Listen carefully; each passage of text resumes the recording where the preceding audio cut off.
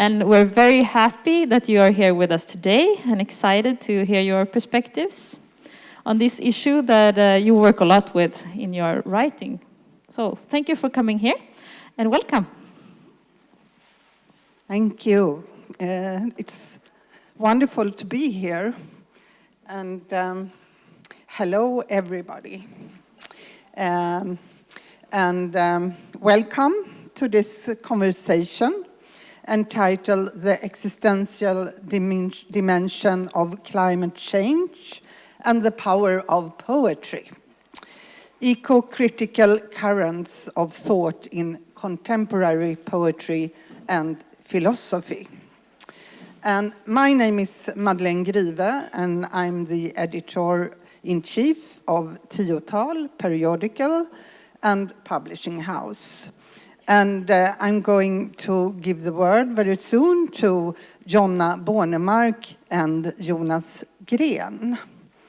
Jonna Bornemark is a philosopher affiliated with Södertörn University. And she has written in an issue of ClimateExistence that was published in 2017 under the theme Enchantment and Re-enchantment. Her essay is entitled Återupprättelse för det levande. Rehabilitation for the living. Among other things, her research tackles the problems of the boundaries of knowledge, questions that are central in our joint effort to understand the relationship of humanity to the rest of nature. Jonas Gren is a poet and journalist, especially known for the poetry collection Anthropocene, which has become a central work in Swedish eco-poetical literature. He's also part of ClimateExistence editorial team and has contributed with poetry and an essay in our upcoming issue, Klimatvrede, or Climate Wash. And if you're interested in this issue, it's in Swedish, Klimatvrede. You can have this little brochure. And we have, this is the issue where you can read Jonna Bornemark's essay. And here, it's our older issue, Klimatsorg, that you can buy if you want here today. And you can read a talk between Jonas Gren, Jesper Weitz, who is here, and Åse Berg, who isn't here. Yes, and I want to take this opportunity to speak a little about our new issue, since it gathers researchers, poets, essayists, and artists from all over the Nordic countries. It's a follow-up to a previous issue, and this Klimatsorg, which translates to climate sorrow. A way to summarize the intention of this issue is through the words of Timothy Morton, who is central in one of our essays. Humanity and nature are intertwined through a collective yarn, where every individual mesh has been knitted into a single item of clothing. This image tells us that humanity is not above nature or something that occupies it. Instead, the human race can be described as an integral part of this yarn. And in our upcoming issue, the translator and essayist John Swedenmark writes about glaciers, the death of glaciers on Iceland, which he calls gökeldöden. In the essay Låt Prometheus drunkna, Let Prometheus drown, author Agri Ismail writes about the necessity to create new global narratives, among other things, to better understand the relationship between climate change and migration. And the Icelandic poet and songwriter Jonna writes about ecology of literature, while Danish researcher Elisabeth Friis considers the act of becoming a tree as a way to combat human-centric poetry. And I could go on and on to talk about numerous others contributors in this issue of Tiotal, but we're here to listen to Jonna and Jonas, and it will be much more about poetry and the force of poetry. And welcome on stage Jonna Bornemark and Jonas Gren. Yes, an applause for them.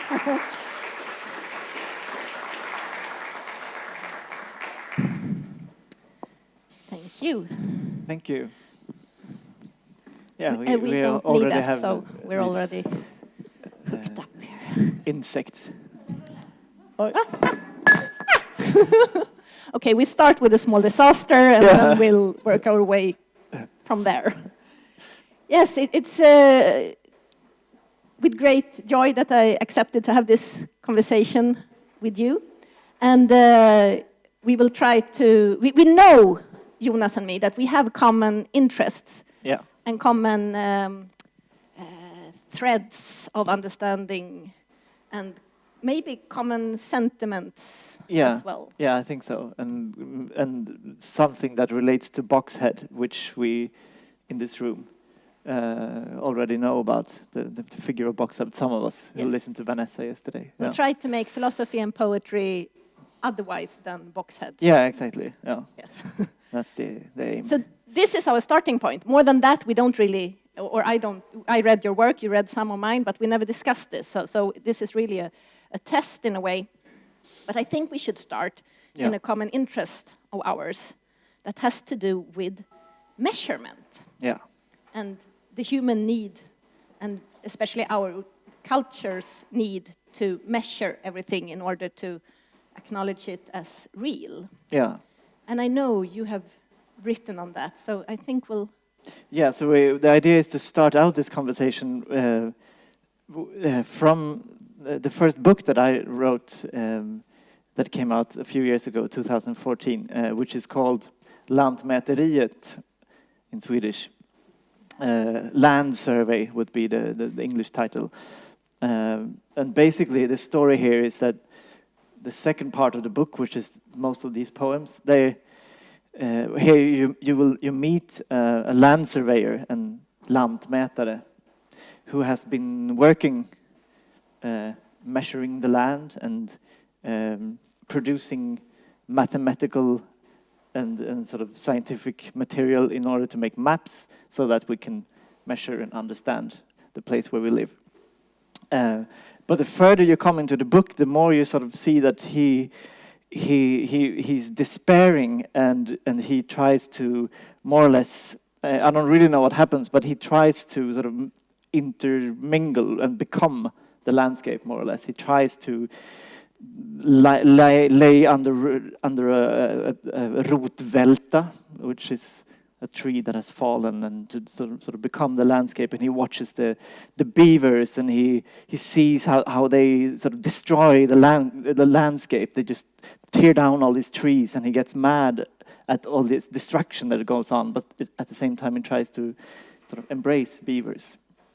So I will just read a part that is translated by Ian Giles, where the land surveyor steps into the landscape, or steps into the map, as he puts it. I step into the map.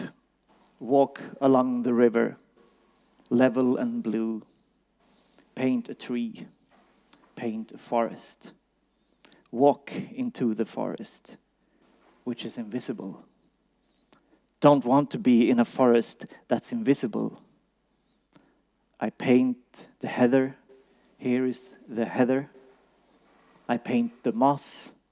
Here is the moss.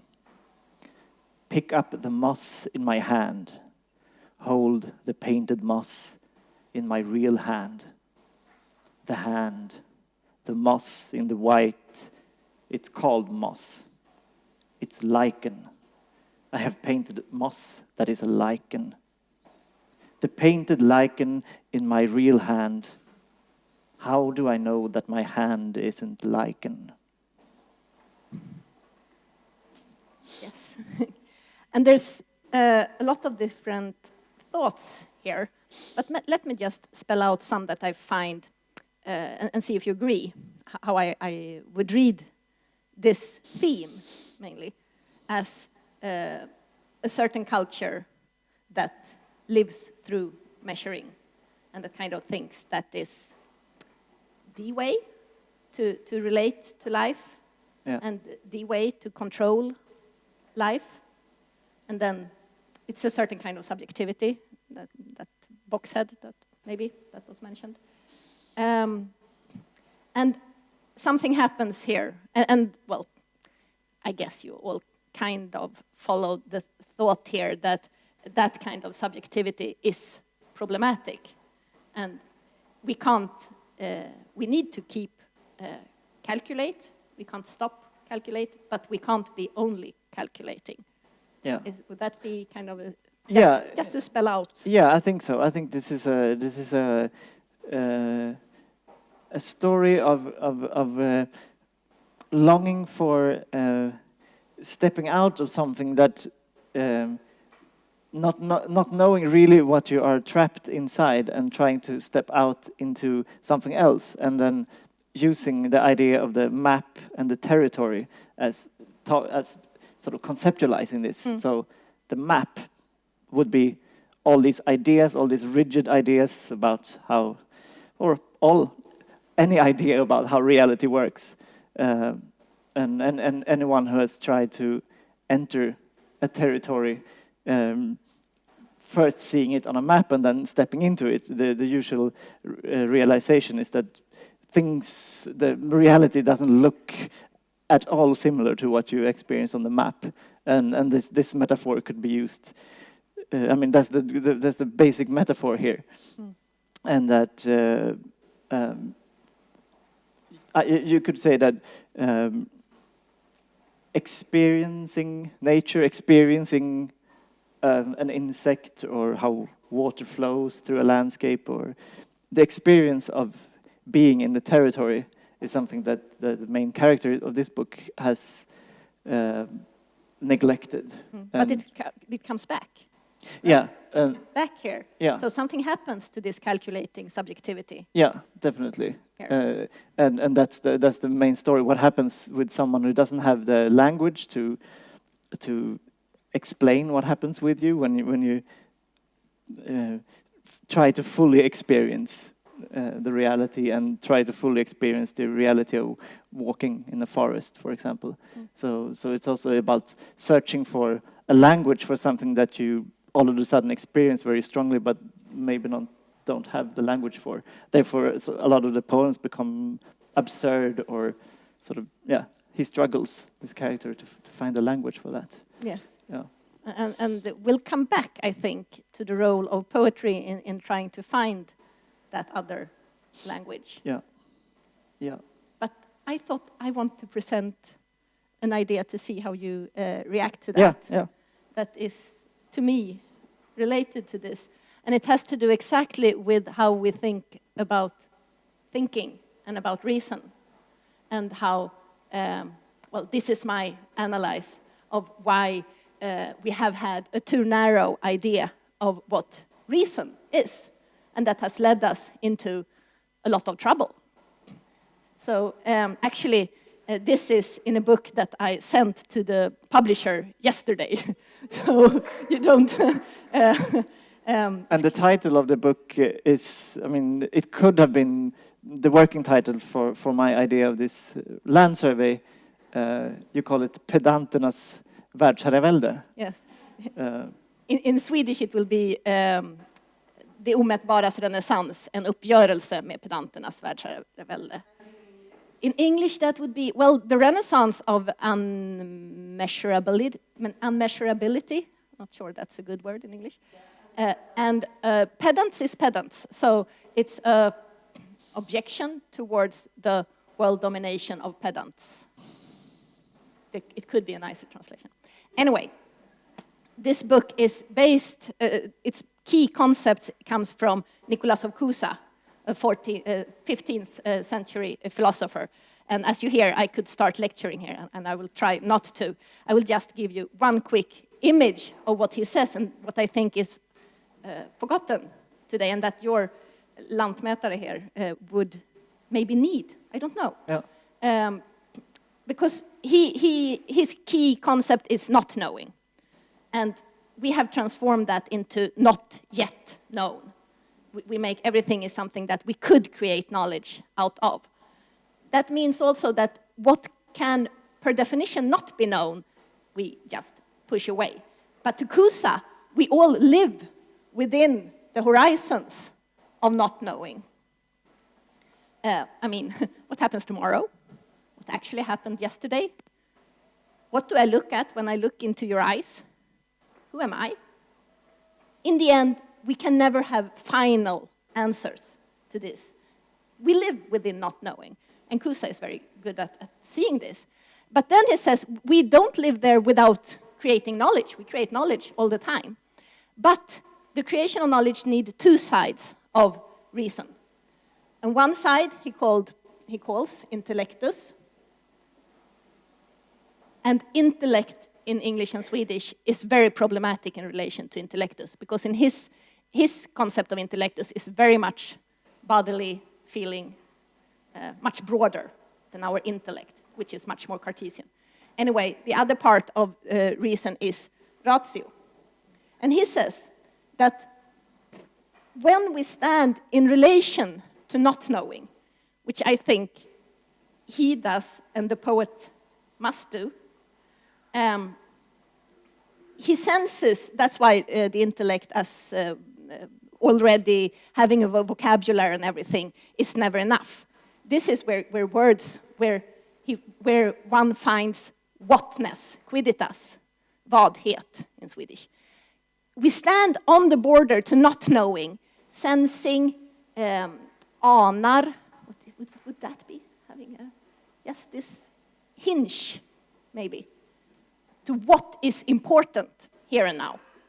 And then we catch these, we grasp, we try to understand, we try to look at this, we start to create a concept.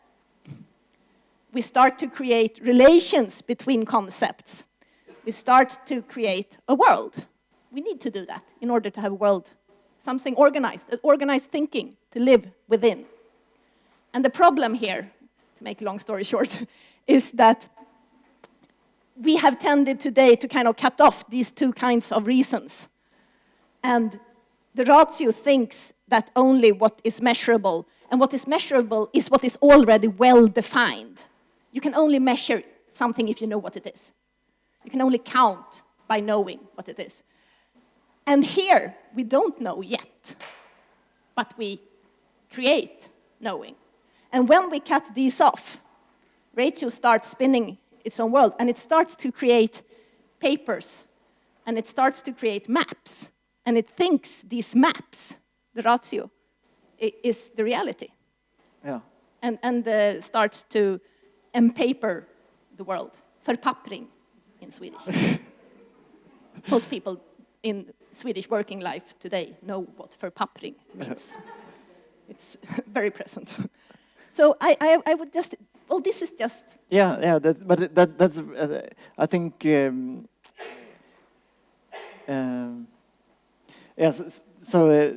the basic sort of experience leading me to write this book was that me and a friend were hitchhiking from Sweden to England to go to a climate camp in 2008. While hitchhiking in the free system of motorways in Europe, after a few days, I think it took us 3.5 days, and we spent all of this time in the freeway system or sleeping in sort of small pockets of forest next to the motorway, or just leaning against the wall on a gas station, petrol station. I had this experience that this is sort of I experience a reality going on here, a European sort of contemporary reality. But it's also it made me sort of insane after a few days. It was like living in a map, because everything looked the same type of cars, the same type of buildings, the same type of infrastructure going on for days and days, and like miles and miles of just the sameness, and that sort of crazy feeling of being trapped in a system, and of course we could just wander off into the forest, but our aim was to use this system, this way of transporting, to get to our aim. So we had to just keep going day after day. To a certain claustrophobia. Yeah, of the map. Yeah, and that was the starting point of writing these poems, and then eventually thinking about. So basically playing around with language and playing around with poetry to see where you end up. And then I had no idea where I was going with this writing. And then all of a sudden there's a character, and then you go from this very vague idea to a concept, and where these ideas of maps was very, very useful. And I mean, any type of writing, any type of idea of representing the world is, of course, making maps. So, I mean, making a book is not making a true representation of any territory or anything real. I mean, this is an artifact. This is very sort of... It's creating something. Yeah, creating something and creating a map, something, a representation. And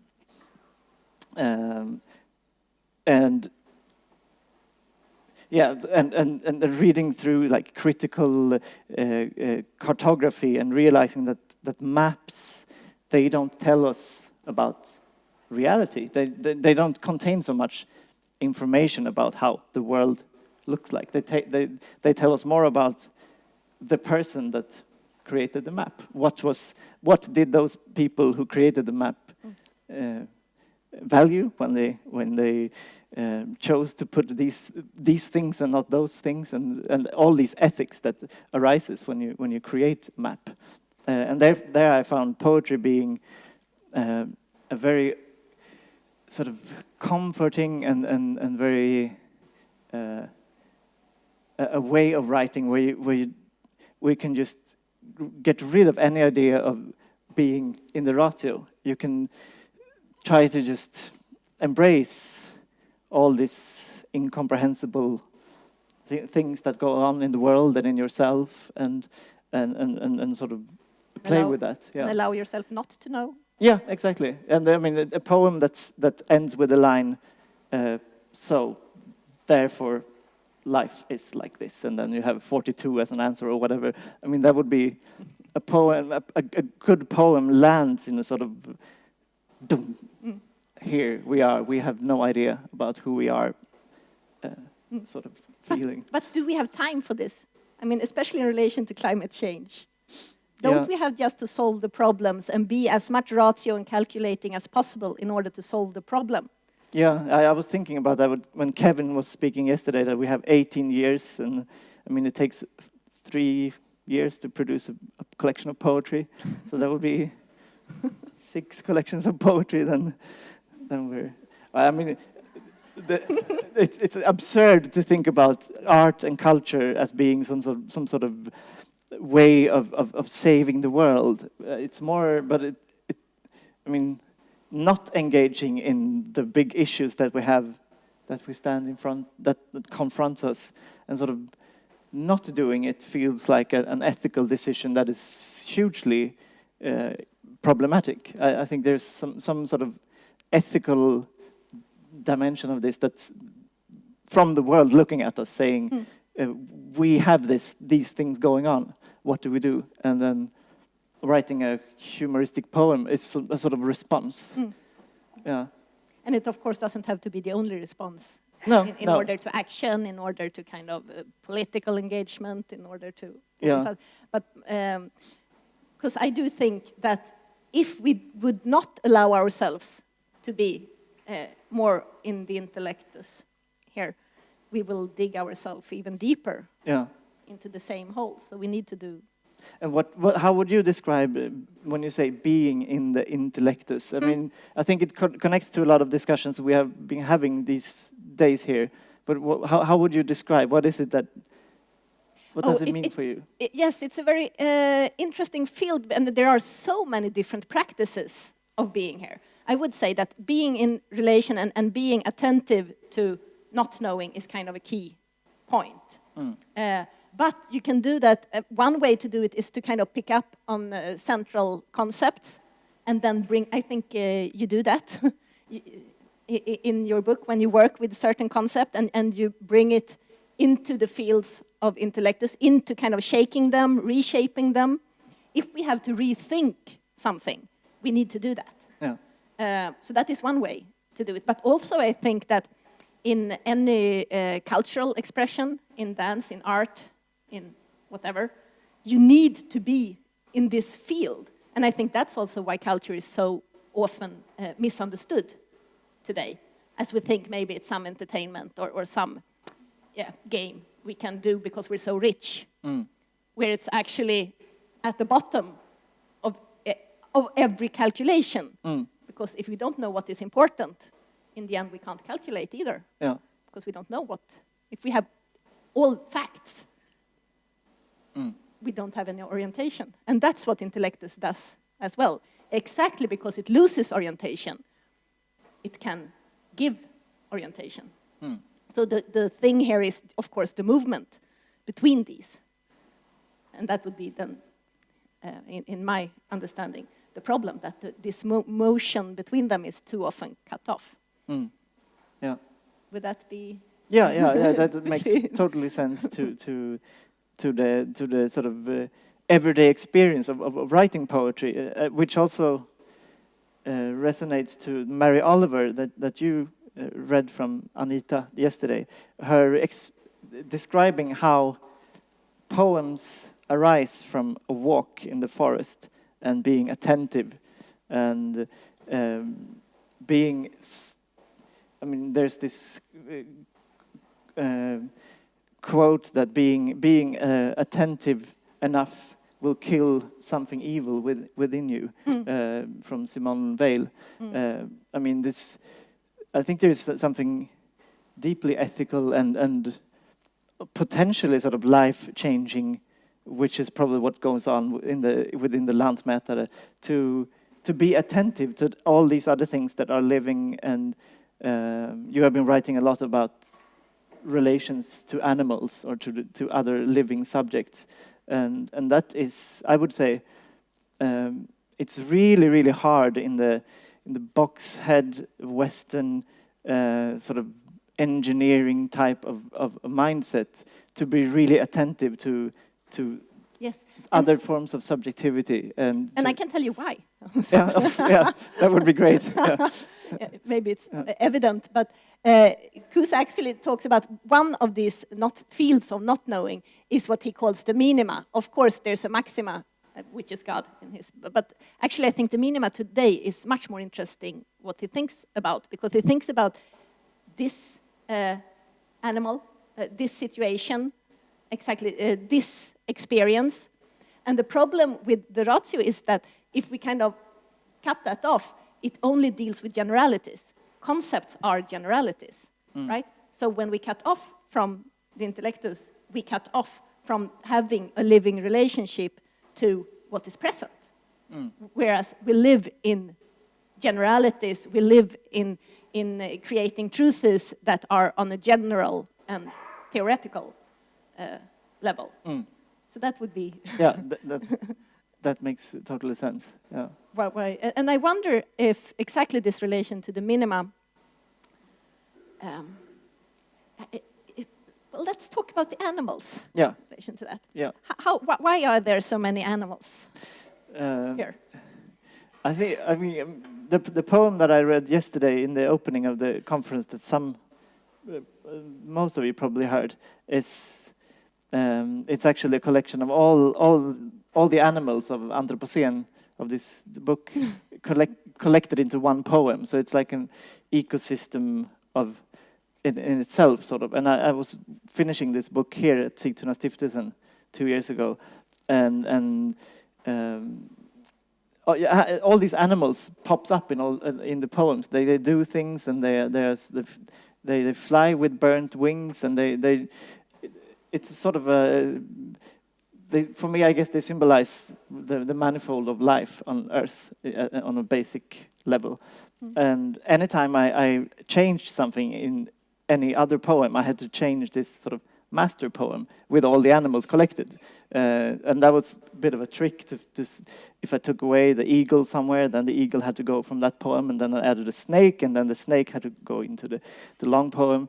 I mean, of course, writing snake and writing eagle doesn't do anything.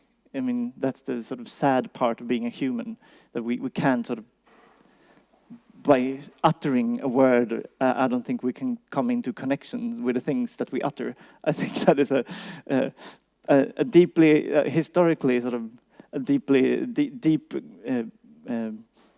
longing that people have, that our words, the concepts that we have, that they can have some sort of connection to reality. But don't they?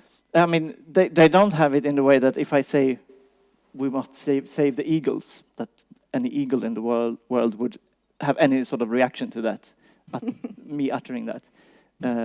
But at the same time, as, for example, the Danish poet Inge Christensen writes a lot about, is that language is this very miraculous place where, on the one hand, it's just self-referencing, it's our little construction that we have and we live with.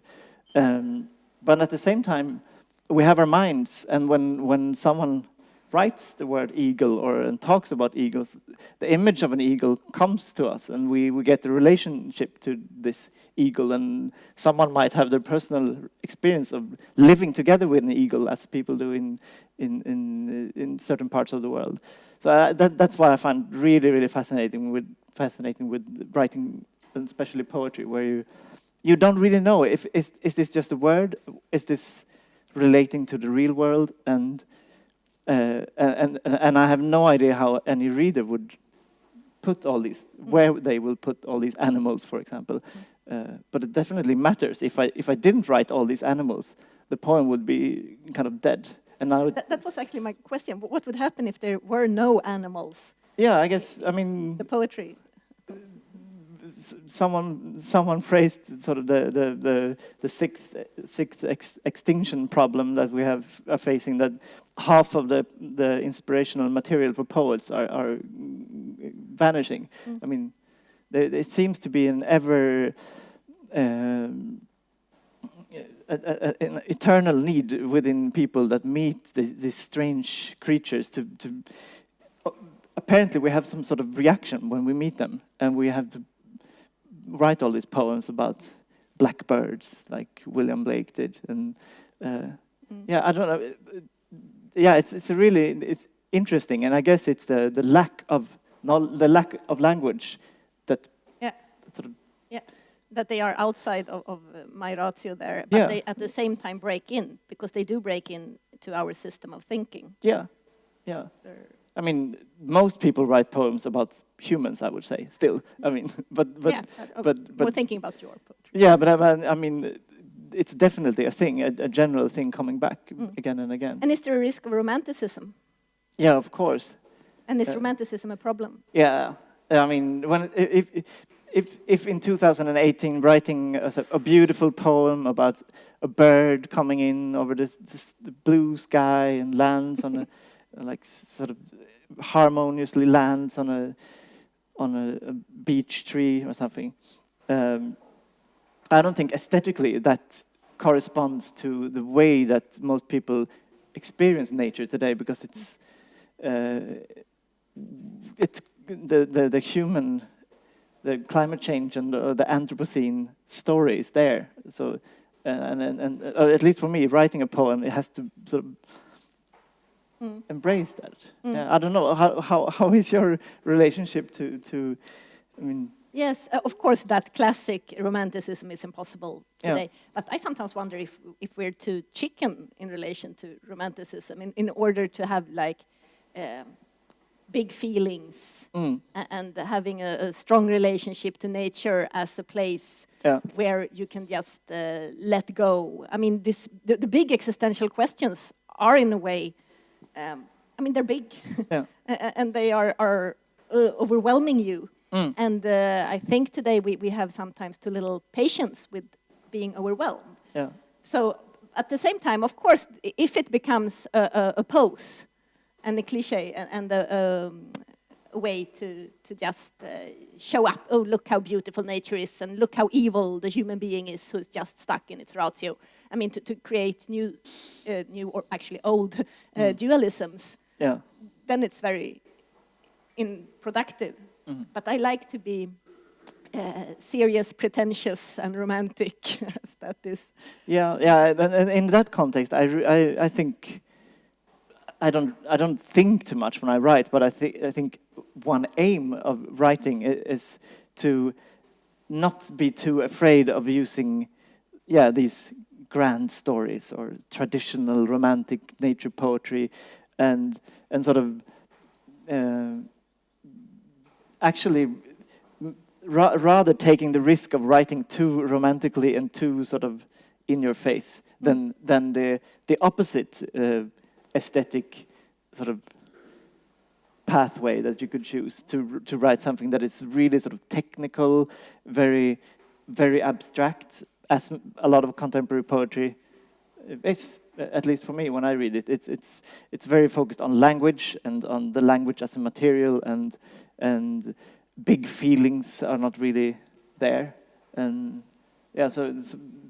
And I think we need big existential feelings, not just sentiments at large, but big existential feelings in order to. I mean, we could solve the climate change if we wanted. If we would prioritize differently, if we would value differently, if we would exactly value big existential feelings above a certain economical system and a certain calculating attitude in relation to economics at every step. So I think that's exactly where we are. We stop ourselves because we have misunderstood the roles of those big feelings, because they're there to kind of let us feel what is important here. What is important? And I can really, one way of sort of testing these the writing poems about a world that is collapsing or in a big historical dramatic change, like climate change. I can sense that it reaches out to a large group of people, and to that sort of taking these matters seriously and trying to write something about it that is understandable and that takes it seriously. I think also links directly to that. If you ask the Swedish people in these major surveys that some institute do every year, what the things that worry people in Sweden most is climate change, changes in the environment, the dying seas, and terrorism is also on top. And I mean, so there's this huge worry, and there is this huge awareness and worry that demands and calls for talking about big feelings, because it's a whole world that is sort of messed up. And here, I guess, we that do some sort of culture constantly need to make room and space for those big emotions, definitely, rather than being sort of conceptually too smart and really hip. Yes, it's easy to be smart. Yeah, and to be It- negative. it- And, yeah. Yes, and to point out in an ironic way. So this Yeah. is the post-ironic. Yeah. Now we're in the post-ironic phase. Yeah. I'm thinking here about one sentence that you have in, I don't know now in which one, I think it's in that one, Anthropocene. Or in, well, actually, it is in some of your work, where you talk about that it's just actually pretty, a sentence that is kind of loose, not really strongly connected to what goes on, or in a connection. In Swedish, you just say suddenly, hellre en vettlös animism. Rather, or preferably, unreasonable animism. Yeah. Where did that come from?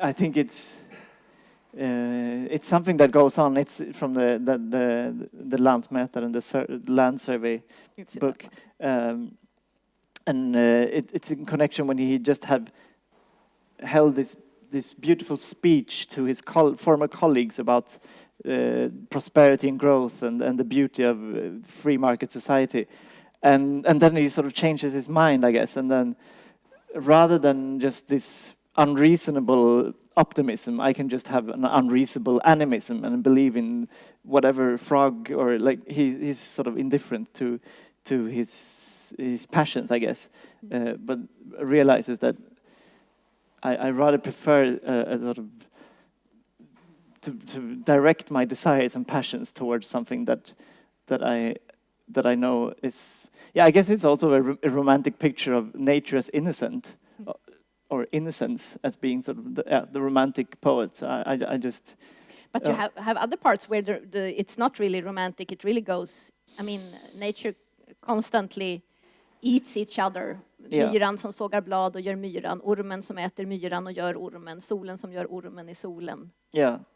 Just some, at least partly, it's a ecosystem. Yeah, and that's also from a later book where the ecological or ecosystem thought is much more sort of laid out. Yeah. And I wonder why that. I mean, from a distance, the ecosystem looks really harmonious and nice. Yeah. But if you go into it, it's not very nice. Yeah. It's pretty cruel if you're one of those forms. And one question actually is that I heard a lecture a while ago from a philosopher who said, well, we already kind of passed. We have to understand that the human being is kind of, we can't put our trust in her. We can't put our feelings in her. So we should put our feelings in life. I mean, human being will extinguish herself. So, and a lot of other animals. And then there will be new animals. And we should just understand that the human being is a lost case. And instead we should put our sentiment in that life that will survive the human being and go beyond her. And in a way, we always have to kind of, we are alive, right? So we're part of what is alive before and after us. We are related to it. But it's the same way as you can look at the ecosystem in a very distant, harmonious way, but you're also one specific form, one specific kind of life. Yeah. But can that, where should we put our sentiment? Where should we put our passion? I mean, for me, it's absurd to be happy about a world without humans, because it's. I hear that sentiment or that idea quite often that the Earth would survive. It's just humans that will be extinct. But I mean, that's Fair enough. I mean, any sort of meaningful production of most things that I found really meaningful are actually coming from humanity, not from ants. Even though it's nice to be present in a larger than human world, I think it's really worth fighting for. And yeah, it's really problematic to. It would be so boring to write poetry collections if I was the last person on Earth, for example. Yeah. Well, that's a nice, nice idea. Would you go on doing research if you were sort of? Oh yes. Yeah. Talking to myself till the end. Yeah. But I'm thinking also about politics and laughter. You have written another text that is really funny. everywhere I should be at the center. Yeah. On politics, and it's actually it's some you used Social Democrats and also Swedish politicians. What was it? Party programs? Yeah, the party programs of the two major Swedish parties, Moderaterna and Socialdemokraterna, and the visions of the future that they have, and the sort of it's their maps, I guess, of the future that they lay out metaphorically. I use the metaphors that they are using in their language, the metaphors of having floors but no roof, or ordning och reda, law and order, or something like that. To be the finances should be in order. You should have legs. Yeah. Kulturen ska stå på egna ben. The culture should stand on its own legs. So basically, these poems take these metaphors as they are, and then they write poems that sort of go to the end of these metaphors. Yeah. Are there too little ideas, Romanticism, in politics? Yeah. I think reading through the language that they use and the idea of being a human in those political manifests was really sort of. Yeah, it was kind of. I guess that's why I wrote these poems. Because there's no space for sort of human life in these visions. It's just an idea of society with economic growth, where people will sort of grow together with society, but subjectivity doesn't really exist in these visions. Yeah. And what about laughter there? Because you also have in this very last thing you wrote, I think, the Delden, the small valley. I don't know if there's a specific English word. You also talk about the laughter of a human being som hakar sig fast i hjärnan. Och jag vill höra det över Delden åter och åter var eviga dag i alla de kommande tider. You remember? Yeah. That you want to hear the laughter over the valley. Yeah. What's the role of laughter? I think laughter is a really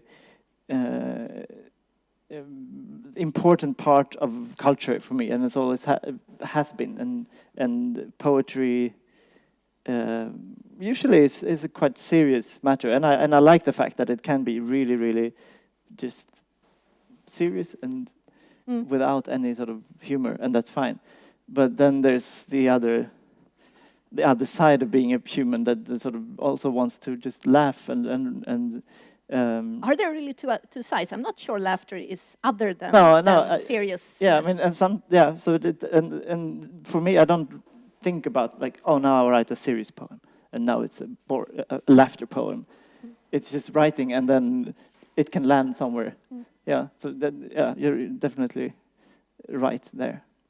Because there's a certain irresponsibility in a way in the laughter. Yeah. That will just this is the way it is, and it's kind of enjoyable. Yeah.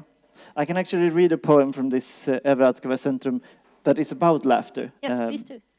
That was sort of reading through these political manifestos. This is in Swedish, so all of you will not get the meaning of this. När jag blir stor ska det vara viktigt med humor. Jag ska inte skratta bara för att det är roligt. Jag ska inte skratta åt människor som ser roliga ut, som kanske har en flöjt, som har fräknar. Om människor tycker att ett skämt är dåligt, ska jag tycka att det är dåligt. Om människor tycker att ett skämt är roligt, ska jag tycka att det är roligt. Jag ska skratta, men jag ska inte skratta för att det är roligt. Jag ska skratta för att det är viktigt. Det är liksom den här nyttoaspekten. Ja. Precis, och där blir ju hela skrattet som faktiskt skrattar för sin egen njutnings skull.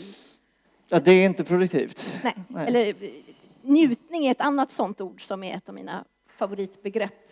Som vi är alldeles för dåliga på att jag gillar inte lycka, men njutning gillar jag. Vad bra. Oh, sorry. Yes. Thank you. Thank you for noticing. Enjoyment is what I think we have too much talk about happiness and too little talk about enjoyment, and there's an important difference. But actually, I thought if we have any voices from the audience, we only have like 5 minutes left of our time here, but we would love to hear some comments, or please. There was a mic. I think it's over here.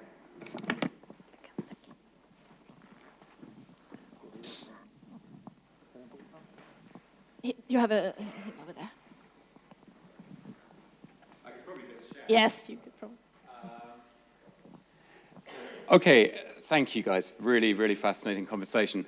I want to take you back to your hitchhiking journey to England, because you said something really interesting. You talked about the kind of horror of being inside the system, and you connected that to the ratio in this fascinating philosophical model that you've brought into the conversation. And then later on, we come around to ecosystems. And this is something that's troubled me for a long time, is that in these kinds of contexts, I very often hear systems thinking presented as the transcendence of the Cartesian way of thinking that got us into this trouble. But actually, systems thinking is incredibly dangerous because it can't tell the difference between something which is a system, like the motorway network, and something which can be described as a system but is not inherently systemic because it wasn't conceived and built as a system. So I just wondered whether either of you had anything to add onto that thought about, being cautious about the ease with which we use ecosystem and the language of systems to talk about the subject matter of your poetry, Jonas, when you've given us some very important arguments actually about the danger of the sort of ratio-systemic way of looking at the world. Yeah, I just, a starting point for any sort of writing about nature and society, for me at least, is that insisting on that everything is not similar, everything is not just a big connected anything. Like for me, it's an ontological, like very fundamental difference between the things that the machines that humans make and the self-organized systems which systems theorists would call them. I mean, living organisms, evolution, us, and we need to insist on that nature and culture is not the same thing. I think there's a danger of reducing everything to anything. Everything is part of the world. Whereas I think we need to be constantly reminded that a very banal thing, that a car is not the same thing as a horse. That's to differ between the living and the mechanism. Yeah, the machine and the living entity, the living animal, is something completely different, and we need to understand what that means for us. And yeah.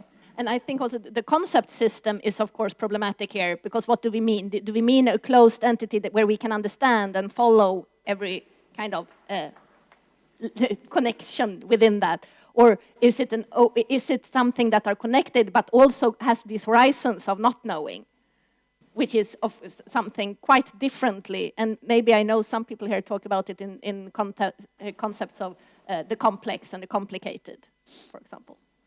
I think we had another... A comment to what Jonas just said regarding the difference between living things and dead things. I see what you're getting at, and to the extent, or I should say, to the extent that I see what you're getting at, I agree. But on a conceptual level, or on a level which strives for an adequate understanding of human life, I think you're actually wrong. Because I would include the car in the human being. The car is a part of us. And that makes, I would say that the sum of our artifactual reality is actually us. Extensions of... Artifacts are us. Cars are us. Pens and papers and books are us. There are externalizations of us. And if we insist on regarding them as sort of dead objects, from which we could decouple at will, I think we're thinking in the wrong way. It's rather similar, actually, to the relationship between a beaver and a beaver's dam, for instance. Not that the beaver intentionally constructs the dam in the way we intentionally construct our artifacts, but as a mode of living in the actual real world, maybe it's rather similar. Sorry to cut you up. Our time is kind of out. I know. I was just going to cut myself off, so it's okay. So, thank you. I think that's a really important comment. But maybe the question is whether we look at the mechanistic parts with starting point in the living, or the other way around, as we tend to do today, to understand the living with starting point in the mechanism. That would be maybe the key point. And by that, we say thank you, and sorry for being... Thank you. Thank you so much.